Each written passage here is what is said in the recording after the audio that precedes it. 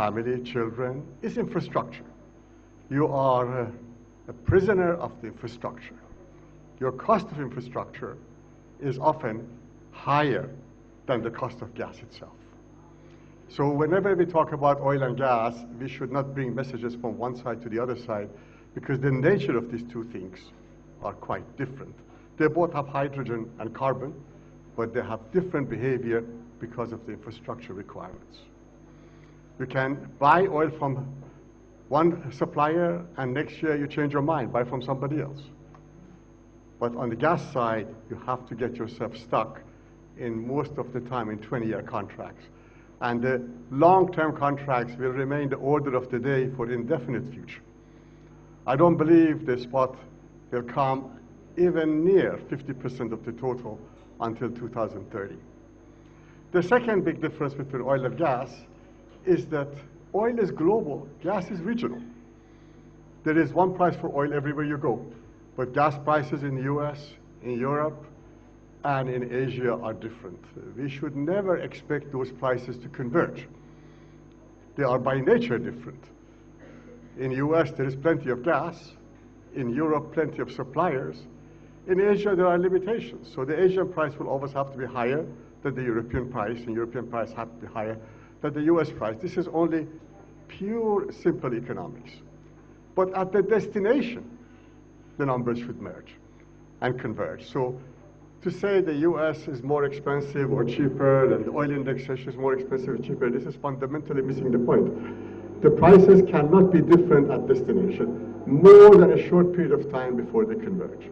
And in fact, today, with the lower oil prices, we are indeed at that convergence level, that if we bring in from the US or we bring in from Australia or from Qatar, we're paying the same price.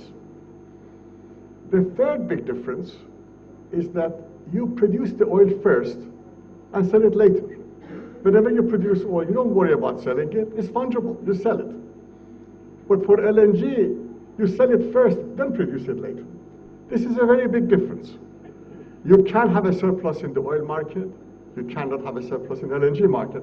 You can have comfortable balanced markets, but you can't have a big surplus.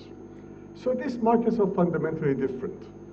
Why in India successive governments have looked at averaging the US price and the European price and the Russian price and the Asian price to make up a price for India still is a very interesting question. But basically, India belongs to Asia.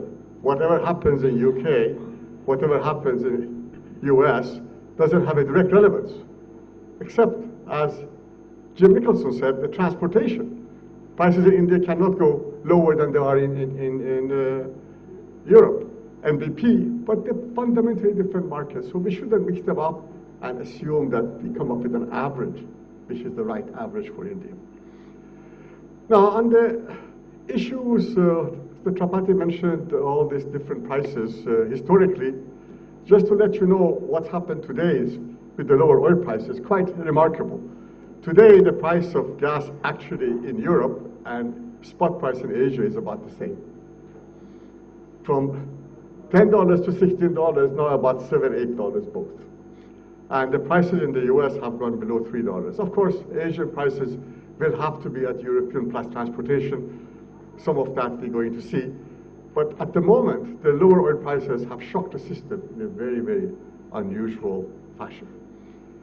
I'd like to talk about how the LNG business, LNG trade came about. Initially, LNG came from Alaska to Japan, a small amount. But basically, the Indonesians invented it.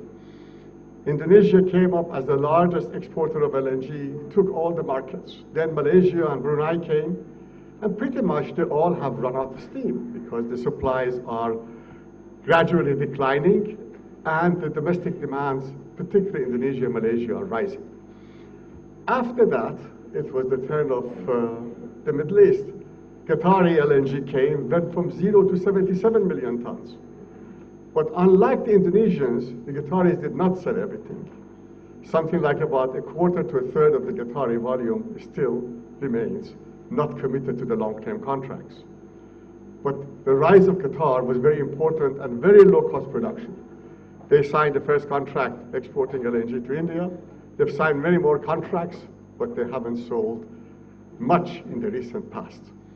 Then comes Australia, goes in from a small volume to something like about 85 million tons by the end of this decade, becoming the #1 LNG exporter in the world.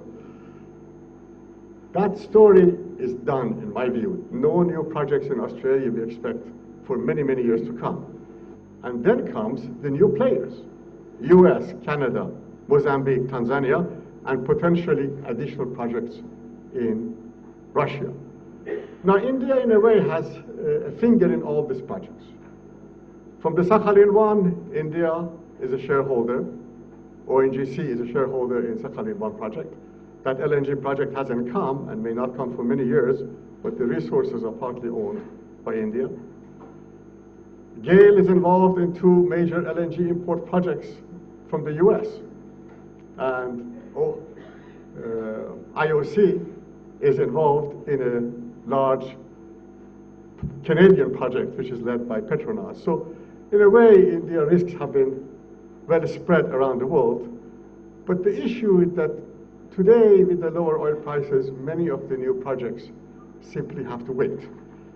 If we accept everything that everybody says, I want to produce, we will have twice as much LNG than the world can consume. So it's not possible for all the projects to come. Some of them have to come now, and some of them have to come later. The US projects are all in motion. We expect 70 million tons of LNG to come from the US being either #3 or maybe even #1 LNG exporter in the world. But the price from US is very interesting. The price of Henry Hub plus approximately $7 fixed cost. So your fixed cost today is double your variable cost. It is a very different story from the rest of the world. Nobody can say, is it better or is it worse? It's an option. It's an opportunity, and everybody should have the opportunity to bring LNG from different parts of the world. I want to say a few words about a very interesting presentation by Professor Armstrong.